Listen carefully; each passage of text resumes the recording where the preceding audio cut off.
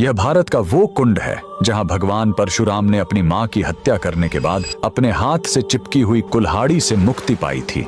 यह कहानी है महान ऋषि जमदग्नि और उनकी पत्नी पतिव्रता रेणुका की। कहते हैं रेणुका हर दिन नदी से कच्चे घड़े में पानी लाती थी और उनके सतीत्व के बल से वह घड़ा टूटता नहीं था। उनके 5 पुत्र थे जिनमें सबसे छोटे थे विष्णु अवतार परशुराम। एक दिन रेणुका ने नदी में कुछ गंधर्वों स्वर्ग के संगीतकार को जल क्रीड़ा करते देखा। उन्हें देखकर एक पल के लिए उनका मन मोह में पड़ गया और उसी क्षण उनके सतीत्व का बल टूटा और कच्चा घड़ा टूट गया। जब वो आश्रम लौटी तो ऋषि जमदग्नि ने अपने योग्य बल से जान लिया कि उनका मन भटक गया था। वो इतने क्रोधित हुए कि उन्होंने अपने पुत्रों को आज्ञा दी, अपनी मां का वध कर दो। जब चारों बड़े भाइयों ने मना कर दिया तो क्रोधित पिता ने उन्हें तुरंत पत्थर बन जाने का श्राप दे दिया। इसके बाद परशुराम ने पिता की आज्ञा को अपना धर्म समझा। उन्होंने भारी मन से अपनी कुल्हाड़ी उठाई और अपनी ही मां का सिर धड़ से अलग कर दिया। उनकी आज्ञाकारिता से प्रसन्न होकर जमदग्नि ने वरदान मांगने को कहा। परशुराम ने तुरंत अपनी मां को फिर से जीवित करने और साथ ही पत्थर बन चुके अपने चारों भाइयों को भी मुक्त करने का वर मांग लिया। सब फिर से जीवित हो गए, मानो कुछ हुआ ही न हो। लेकिन कहानी यहीं खत्म नहीं हुई।